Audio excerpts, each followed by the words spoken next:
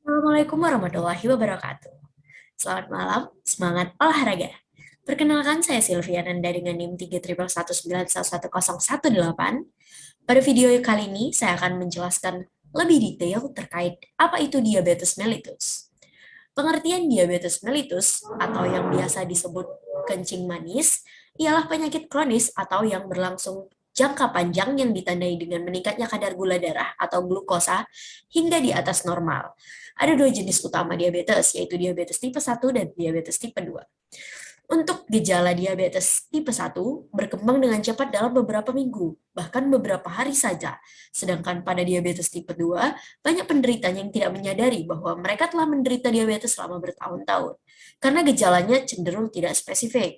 Adapun ciri-ciri diabetes tipe 1 dan tipe 2 meliputi yang pertama, sering merasa haus, yang kedua, sering buang air kecil, terutama di malam hari, sering merasa sangat lapar, turunnya berat badan tanpa sebab yang jelas, berkurangnya massa otot, terdapat keton dalam urin.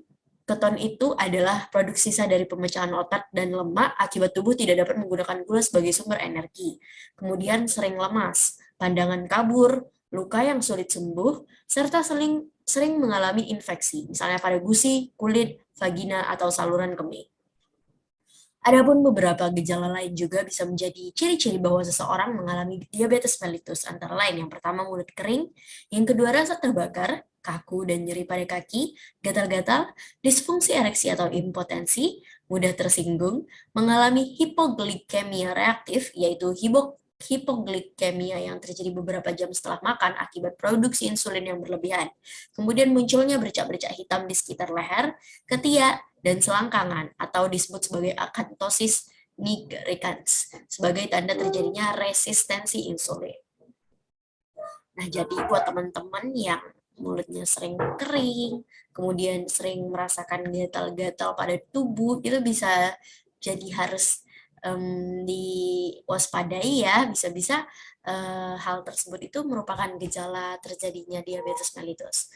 Kemudian untuk faktor risiko diabetes, seseorang itu akan lebih mudah mengalami diabetes tipe 1 jika memiliki faktor-faktor risiko seperti yang pertama, memiliki keluarga dengan riwayat diabetes tipe 1, kemudian menderita infeksi virus, orang berkulit putih diduga lebih mudah mengalami diabetes tipe 1 dibandingkan ras lain, kemudian diabetes tipe 1 banyak terjadi pada usia 4-7 tahun, bahkan 10 hingga 14 tahun, yaitu remaja, walaupun diabetes tipe 1 dapat muncul pada usia berapapun. Jadi buat remaja-remaja yang sekarang itu lagi sedang suka-sukanya ngopi atau mencoba minuman atau makanan yang mengandung gula berlebih itu bisa dicegah mungkin dengan mengurangi makanan atau minuman yang berlebihan gulanya gitu. Jadi bukan diabetes ini bukan hanya untuk orang tua saja penyakitnya, melainkan untuk anak-anak seusia 4 hingga 7 tahun itu juga sudah bisa terkena, maupun 10 hingga 14 tahun, yaitu di mana kita masih zaman-zamannya kita sering mencoba makanan dan minuman, yaitu pada masa remaja.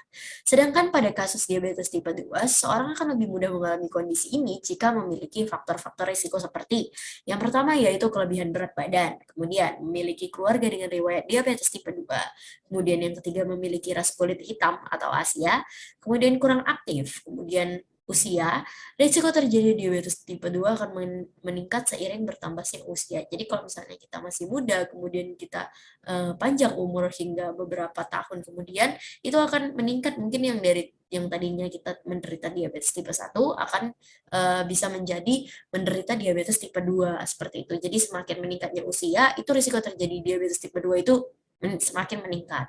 Kemudian menderita tekanan darah tinggi atau hipertensi, kemudian memiliki kadar kolesterol dan trigliserida abnormal, yaitu seseorang yang memiliki kadar kolesterol baik atau HDL, yaitu high density lipoprotein yang rendah, dan kadar trigliserida yang tinggi lebih beresiko mengalami diabetes tipe 2.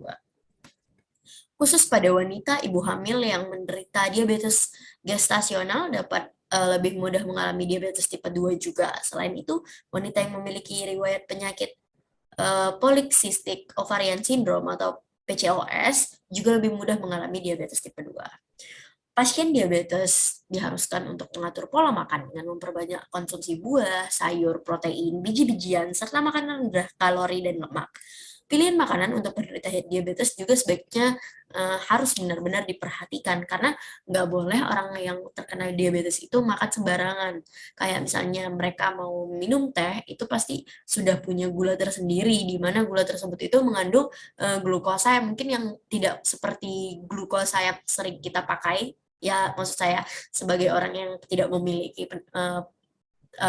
atau sebagai orang yang tidak mengalami penderitaan diabetes ini, kita kan menggunakan gula normal ya yang biasa dibeli di warung. Mungkin untuk penderita diabetes mellitus bisa menggunakan gula yang khusus gitu. Mungkin ada yang Tropicana yang sering kita lihat di TV atau merek-merek lainnya yang sudah ada tersebar di seluruh Indonesia. Sudah sangat mudah banget buat dicari di Indomaret atau Alfamart itu ada.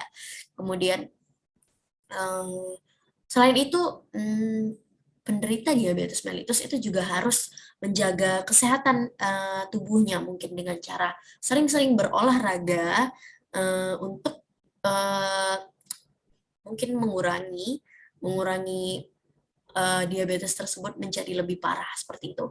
Adapun olahraga yang saya anggap efektif bagi penderita diabetes mellitus yaitu tai chi, kemudian bersepeda, berjalan cepat, latihan angkat beban, dan berenang.